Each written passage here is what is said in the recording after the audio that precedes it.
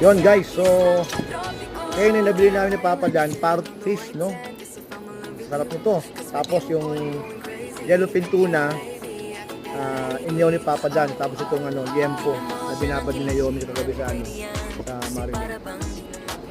So, let us try the parrot fish. The best to guys. Yan no. The best oh.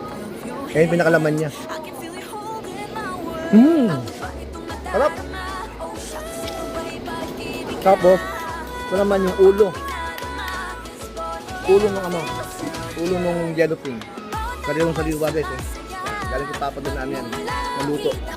Ito naman to, sinigang na ulo ng yellowfin. Tapos yun, so. Okay.